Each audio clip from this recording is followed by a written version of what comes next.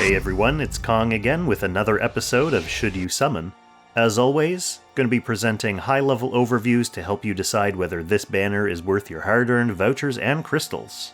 This week we've got a Destiny banner featuring Patsyr, Julian, and Werner Dime. This banner has actually been run a couple times before, but they dumped Mariel for Julian this time.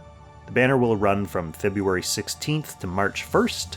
As a Destiny banner, the first SSR you manage to pull is guaranteed to be one of the 3 featured units you don't already have. But if you already have all 3, or if you keep summoning after getting one, you'll have a 20% chance to get any random off banner. Let's get started with Patsyr. Patsyr's gimmick is that she has a bunch of bonuses against non-female heroes, including up to plus 30% int and 30% damage reduction from her talent. When she damages a foe, they have a 20% greater chance to take a critical hit. Her unique helm gives her +1 mobility if there are any non-female units on the enemy's team, and inflicts that boosted crit chance against a random nearby enemy after she takes action. Her 3-cost skill is a 3-line AoE attack that permanently disables all non-female enemies' passive skills if she dies. She's a member of Langrisser Reincarnation, buffed by Ares and Hilda, and Dark Reincarnation, buffed by Bozel and Licorice. In PvE, she's a key component of the top-scoring teams against Fenrir and Sleipnir in Ancient Beckoning. She unlocks the attack bonds for Cortez, and next month's new unit, Polyol. She needs Bozel for her defensive bond and Licorice for her attack bond. Next up we've got Julian in his first appearance since his debut banner. Julian is a physical DPS who gets bonuses when enemies are already hurt. His talent gives him increased damage dealt against targets under 90% HP, and he heals himself back up after fighting them. He also gets increased mobility for every injured enemy on the map, up to a whopping +6 mobility at 6 stars. His 3-cost skill is a guard ignore that increases his max HP and gives him 1 turn of a mirror armor-like effect if he gets a kill. He also has a 1-cost passive that makes him take less damage in battle against injured enemies, and lets him move again after battle. For his regular skills, he has a couple of generic single-target assassin skills, and a couple of general-purpose AoE skills, including a unique one that obviously does more damage to injured targets.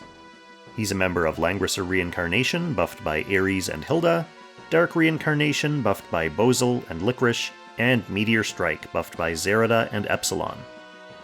For bonds, Julian unlocks the defensive bonds for the Girl in the Shell and Theon. For his own bonds, he needs Hilda for his defensive bond and Emperor Lavina for his attack bond. For content, in PvE, he's on faction for Leviar and Scylla in the Eternal Temple, and Jormungandr, Fenrir, and Sleipnir in Ancient Beckoning. He hasn't popped up in any meta teams for those fights, but if you're not chasing the top of the leaderboards, big HP sponge bosses do spend the majority of their time below 90% HP, so he will at least always have his boosts up. In PvP, he's got about another season or season and a half left of AoE Rush being in a sweet spot.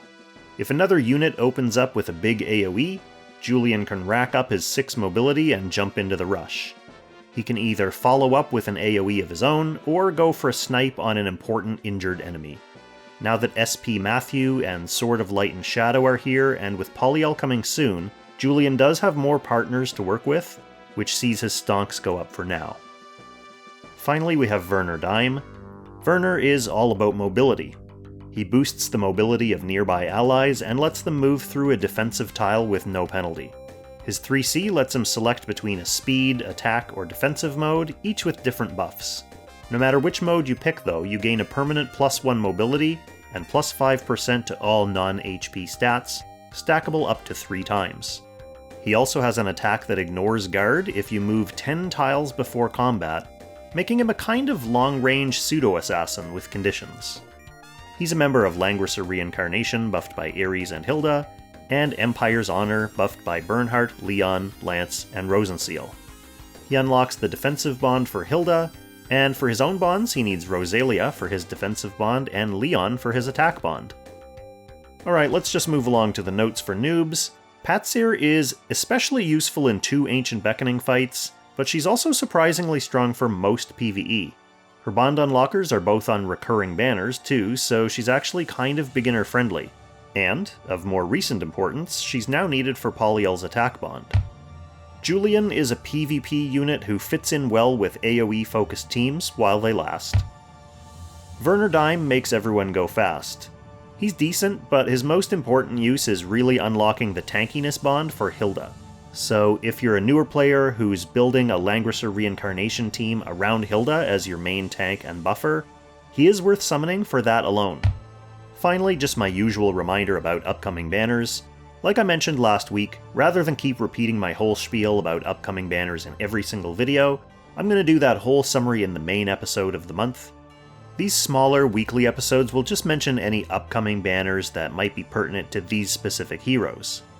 The main point to mention here is that Patsyr is needed to unlock Polyel's important attack bond, and Polyel drops in 2 weeks. Anyway, that's it for this episode, so let us know whether you're summoning here or continuing to save up. Do you have a Destiny guarantee lined up? I have all 3 of these, so I can safely skip. I might have been tempted to summon for Julian shards if I were a whale or had a ton of extra crystals, but I don't, so I'm going to need to save everything I have for Polyel, and then Grenshiel the month after that, and then the Collab the month after that, and then the Awakener the month after that. No time for frivolous summoning for the next few months. Anyway, thank you so much for watching, I wish you all the best of luck, and I'll catch you in the next Should You Summon. Extra special thanks, of course, to our Langrisser tier channel members for generously supporting the channel directly, so shout out to Levitt, Derek, Kate Soon, Jared Portela, Jerome Meyer, Harambe, and Shara Ilaimirius. You can join them by pressing the join button below, learn about the ways that you can support my channel, or you can just join my Discord for free. Doesn't really have any benefits, but we just hang out there and chat, so if you want to hang out and chat, there's the link.